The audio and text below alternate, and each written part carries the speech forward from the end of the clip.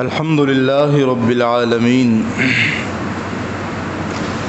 والصلاة والسلام علی سید الانبیاء والمرسلین وعلی آلہ وصحبہ اجمعین اما بعد عن ابی محمد الحسن بن علی بن ابی طالب رضی اللہ عنہما قال حفظت من رسول اللہ صلی اللہ علیہ وسلم دع ما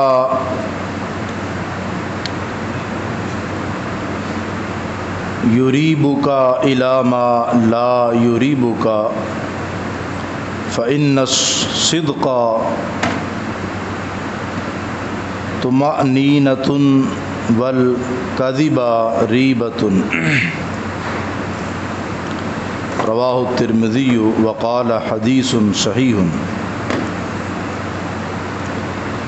حضرت ابو محمد حسن بن علی بن ابی طالب رضی اللہ عنہما بیان کرتے ہیں کہ رسول اللہ صلی اللہ علیہ وسلم کی زبان مبارک سے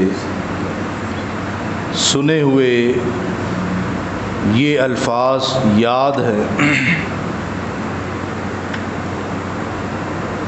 کیا الفاظ ہیں؟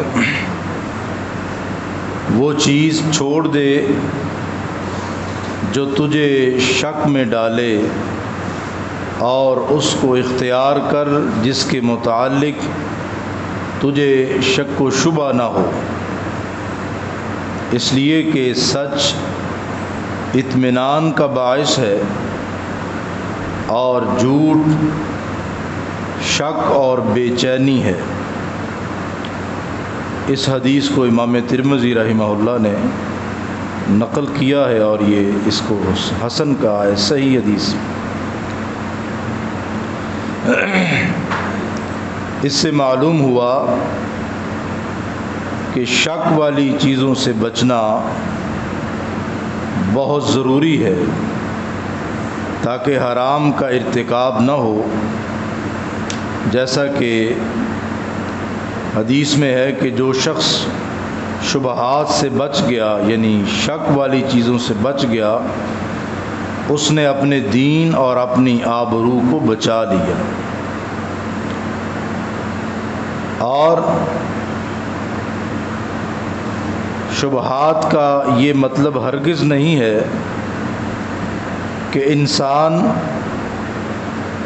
خواہ مخواہ ہی تشکیک کا شکار رہے اور اللہ کی حلال کردہ چیزوں کو حرام کرتا رہے، جیسا کہ بعض لوگ کرتے ہیں۔ اس کا مطلب یہ ہے کہ جس چیز کے حلال اور حرام دونوں طرف دلائل ہوں اسے ترک کر دے اور وہ چیزیں اختیار کرے جو واضح ہوں قرآن سے بھی اور حدیث مصطفیٰ صلی اللہ علیہ وسلم سے۔ جس میں شک ہو، مبہم چیز ہو، واضح نہ ہو، اس کو اختیار نہ کرے۔ فرمایا اگر وہ چیز اختیار کرے گا جس میں شک ہو، واضح نہ ہو، تو بے چینی رہے گی۔ وہ اللہ کے دین جو دین دیا ہے اللہ رب العزت نے، اس دین سے بھی دور ہو سکتا ہے جب وہ شک والی مشتبہ چیزوں پہ عمل کرنا شروع کر دے۔ یہ رسول اللہ صلی اللہ علیہ وسلم کی زبان سے نکلے ہوئے الفاظ دہرا رہے ہیں۔ کون؟ حضرت حسن بن علی بن ابی طالب۔ حضرت حسن یہ نبی صلی اللہ علیہ وسلم کے نواسے، حضرت فاطمہ الزہرا رضی اللہ عنہا کے بیٹے اور علی کے بیٹے ہیں۔ یہ کہہ رہے ہیں کہ میں نے اپنے نانا جان کی مبارک زبان سے یہ الفاظ سنے کہ جو چیزیں شک والی چھوڑ دیتا ہے اور وہ چیز اختیار کرتا ہے جو شک والی نہیں ہے، مشتبہ نہیں ہے، واضح ہیں، وہ انسان صحیح معنوں میں راہ راست پر ہے، ہدایت پر ہے، اور اللہ رب العزت کی طرف سے اطمینان پر ہے۔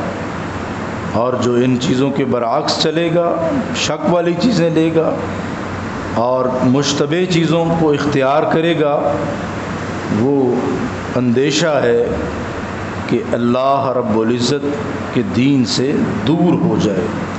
تو یہاں پہ یہ بات واضح ہوئی کہ انسان کو سچائی اختیار کرنی چاہیے، سچائی میں ہی اطمینان ہے، انسان کی زندگی کی کامیابی ہے، اور سچائی میں ہی انسان کی زندگی میں برکت ہے۔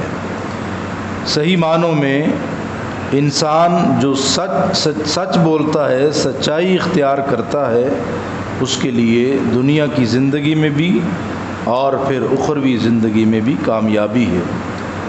دو چیزیں اس میں واضح ہوئیں، ایک تو یہ کہ شک و شبہات والی چیزیں چھوڑ دینی چاہیے، وہ چیز اختیار کرنی چاہیے جو قرآن اور حدیث کے مطابق ہو، رسول اللہ صلی اللہ علیہ وسلم کے فرامین سے واضح ہو، اس چیز کو اختیار کرے۔ اور دوسری چیز وہ جو چیز قرآن اور حدیث سے واضح نہ ہو بلکہ مشتبہ ہو، اس کو ترک کر دے، اس میں اس کا ترک کرنا ہی خیر ہے اور اس کی زندگی میں بھلائی ہے۔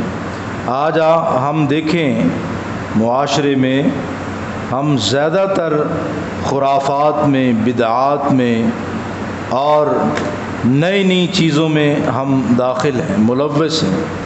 اس کی سب سے بڑی وجہ یہی ہے کہ ہم قرآن اور حدیث کو چھوڑ کر کے اور چیز کے پیچھے جا رہے ہیں، سنی سنائی چیزوں پہ زیادہ عمل کرتے ہیں۔ جی فلاں نے یہ بات کہی، فلاں یہ کہتا ہے، فلاں نے اس طرح کہا۔ نہیں میرے محترم بھائیوں، اللہ کا قرآن جو کہتا ہے، رسول اللہ صلی اللہ علیہ وسلم کا فرمان جو کہتا ہے، وہ سچ ہے، وہ حق ہے۔ یہی وجہ ہے کہ رسول اللہ صلی اللہ علیہ وسلم نے حجۃ الوداع کے موقع پر اپنی نبوت والی زبان سے یہ واضح پیغام دیا تمام امت مسلمہ کو کہ ترکت فیکم امرین لن تضلوا ما تمسکتم بہما کتاب اللہ و سنت نبیہ محمد صلی اللہ علیہ وسلم، کہ اے میرے صحابہ رضوان اللہ علیہ مجمعین، میں تمہارے درمیان دو چیزیں چھوڑے جا رہا ہوں۔ دو چیزیں کون سی ہیں؟ ایک اللہ رب العزت کی کتاب ہے، قرآن مجید فرقان حمید، جو لا ریب ہے، جس میں کوئی شک شبے والی بات نہیں، اور دوسری چیز میں محمد صلی اللہ علیہ وسلم کا طریقہ ہے، وسنت النبی محمد صلی اللہ علیہ وسلم۔ اور آگے یہ بات واضح کر دی، لن تضلوا ما تمسکتم بہما کتاب اللہ، تم ہرگز گمراہ نہیں ہو سکتے، کب تک؟ جب تک تم ان دو چیزوں کو پڑھتے رہو گے، عمل کرتے رہو گے، ان کو لازم پکڑے رکھو گے، اپنی خوشی غمی میں قرآن اور حدیث کو رکھو گے، تم گمراہ نہیں ہو سکتے۔ یہ کس کی زبان سے الفاظ نکلے؟ محمد الرسول اللہ صلی اللہ علیہ وسلم کی تطہیر پاکیزہ زبان سے، جس زبان سے حق کے علاوہ کوئی بات نکلتی نہیں، جو زبان اپنی مرضی سے حرکت کرتی نہیں، وما ينطق عن الهوى، جو اللہ کی اذن سے حرکت کرتی۔ وہ فرما رہے ہیں کہ اس وقت تک تم گمراہ نہیں ہو سکتے جب تک تم قرآن اور حدیث کو پکڑے رکھو گے، پڑھتے رہو۔ تو یہی وجہ ہے، میں اور آپ اگر قرآن اور حدیث کو صحیح معنوں میں پڑھیں گے، اس کے مطابق عمل کریں گے، تو ہمیں شک والی چیزوں کے پیچھے پڑنے کی ضرورت ہی نہیں۔ ہم تو پھر اسی چیز کو لیں گے نا جو قرآن اور حدیث جس کی طرف ہمیں رہنمائی کرے، تو وہی چیز انسان کے لیے ہدایت کا منبع ہے۔ تو اس لیے یہ بہت ضروری ہے میرے اور آپ کے لیے کہ مجھے بھی اطمینان ملے زندگی کے ہر عمل میں، آپ کو بھی اطمینان ہو۔ وہ اسی صورت میں ہے کہ میں اور آپ اپنی زندگی میں قرآن اور حدیث کو صحیح معنوں میں لاگو کریں، میری اور آپ کی خوشی غمی قرآن اور حدیث کے مطابق ہو۔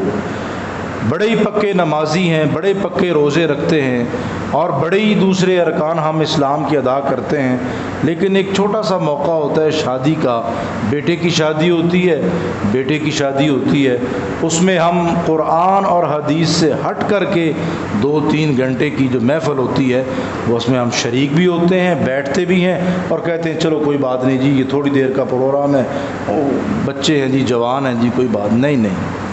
ایک مسلمان مومن اس کی یہ صفت ہے کہ وہ ایک لمحہ بھی قرآن اور حدیث کے خلاف اپنی زندگی کو نہیں گزارتا۔